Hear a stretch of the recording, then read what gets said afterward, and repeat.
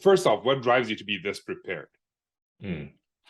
So I think it goes back to that imposter syndrome, to be honest, because for me, what really helps me avoid those feelings is to be in control. Like I like to be in control of the situation. I like to, again, minimize the things that I'm leaving to chance within any sort of session. And so, as an SE, when I was preparing for meetings, like I was basically just running through every possible scenario that could happen on this call. Okay, well, what if they ask about this, or what if they know about this problem in the software? And I would prepare some sort of answer for it. Now, I wasn't writing like a 5,000 page like prep sheet or anything, but I was at least trying to anticipate the questions that I was going to be asked, and then making sure that I had sort of the general knowledge I needed in order to do that. And so I think that experience of doing that for 10 years in the SE world has sort of I kept it with me into this entrepreneurial world as well, where I just feel a lot more comfortable knowing what I'm going to talk about, right? And so that's where the preparedness comes from. Okay, so a couple of things. This is the wrong podcast for non-improvisation, considering I don't prepare anything. But I appreciate you like actually doing all that, and now we're having a free flow conversation, which is great. But how, and I feel like the same thing that you're doing for this podcast, anybody who's running into the same problems as you had in the past, whether it's imposter syndrome or lack of communication, they can write down those stories in that document and then share it. But how does one anticipate, especially like someone who's new, someone who lacks great English skills, how do they anticipate the questions that are going to be asked or the objections that are going to be asked? Yeah, so like you said, like a lot of the anticipation is going to come from experience, unfortunately, which doesn't help you if you're brand new. But what I tried to do when I was first starting in the SE world was I would just do like little informal, I don't know what I would want to call them, not a discovery call, but just sort of like a chat with any of the experts that I could within my own company.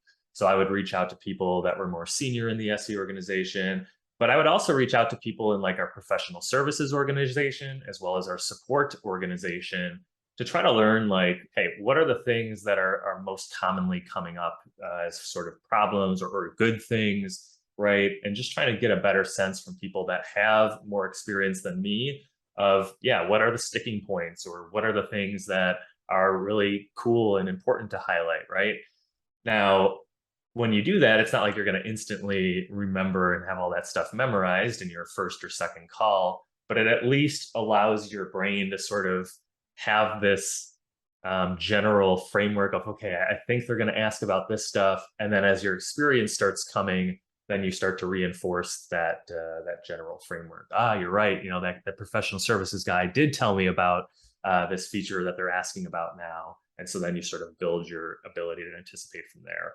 So I would just recommend, again, trying to reach out to people in your organization, not just the SE organization, but others who really work with implementing and using the product, to try to get some perspectives there as well. One thing I also recommend doing is, especially in the world we're living in today, is listen to recorded conversations between customers and sales teams, because a lot of information is there. But I love like, hey, talking to other people within the organization. But now, like, support is busy, professional services is busy, product management is busy. How do I get them to talk to me as a new SE who no one knows? Like, what entices them to talk to me? Well, how did I entice you to talk to me today? Well, you reached out. I reached out, and when I reached out, I sort of positioned this in a way that was beneficial to you and your listeners, right? Like, hey, I can provide some perspectives that might be interesting for your team.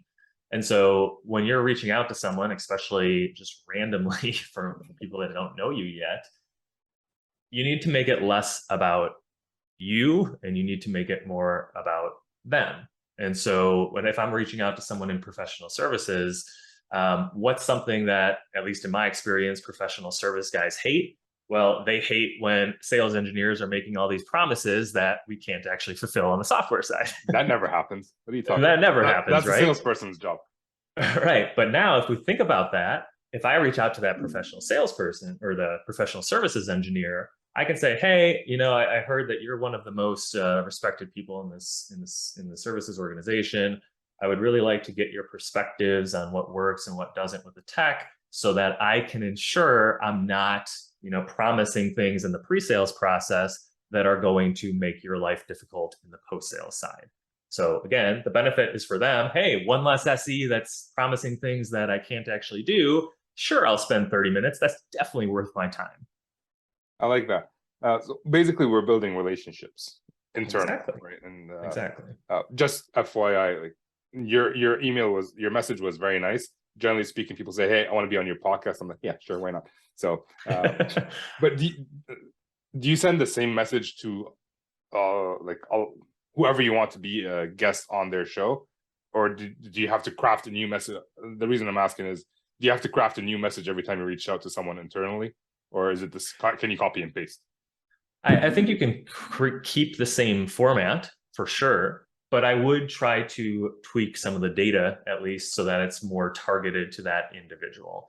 So Change the again, name. if I was talking, yeah, at least change the name. I've had issues like, hey, John. It's like, I'm not Oh John, no. wrong guy. Yeah, that's definitely not gonna help you get a conversation for sure. But just try to tailor it to that person. You can again keep the same format, like, hey, I'm new, I heard you were respected. But if you're talking to a support person, instead of focusing on like post-sales implementation is the benefit for them, say like, hey, maybe I can help reduce some of these support tickets you get by setting proper expectations with how things work, right? Like just a small little tweak, same format, so you're not rewriting a novel every time you want to talk to someone. I like that. One thing, so an SE's career is not really a sprint; it's a marathon, and the first few months usually are SE learning the product. But we can also, instead of we can go beyond just messaging someone and asking them for information. We can look throughout that time, what can we do for them to make their job easier? It's not just like, hey, Mm-hmm. I'm messaging you because I want to make your job easier. Do something to actually make their job easier, and then Mm-hmm. you can reach out. And now you're building a relationship where Right. I've done that throughout my career. And now, if I have an issue, I don't really need to open a ticket initially. I can just message someone, like, hey, can you take a look at this real quick? Because Right. I have, if it was somebody else, they would say, no, I'm busy. But for me, because I do things for them when they need it, Yeah, we have that absolutely. reciprocity. And to be honest, so in my last position in the cybersecurity company I worked for when I was a director, this was actually a new team that I created that was tasked with creating and developing all of the messaging and materials that our SEs used, that our customer success people used, and even our sales people used throughout the globe that were focused on the strategy of implementing and using our software. And that was a great way to build relationships with other teams because just like you said, like now I'm not just like asking them questions. I'm providing them with like a pre-made document or presentation or speaking notes that directly address a problem that they've had to just sort of improvise or come up with on the spot for the past 5 years, right? So now I've created something for them that they can use right away. And so even before we had that team, that was something that I always recommended to any of the new people that I worked with was, hey, if you want to really stand out, if you want to really impress people and you want to be more than just another SE, then Yeah. create. So if you can create just some quick best practice document or some quick like, hey, this problem comes up all the time in demos, here's a 5-step way to fix it, right? Like just create a simple thing like that, share it, and that sort of gives you leverage, right? That amplifies your message in the way that you can help your company just by that one little thing. And speaking of building relationships, that's going to help you build a lot of relationships and people that are willing to spend time with you.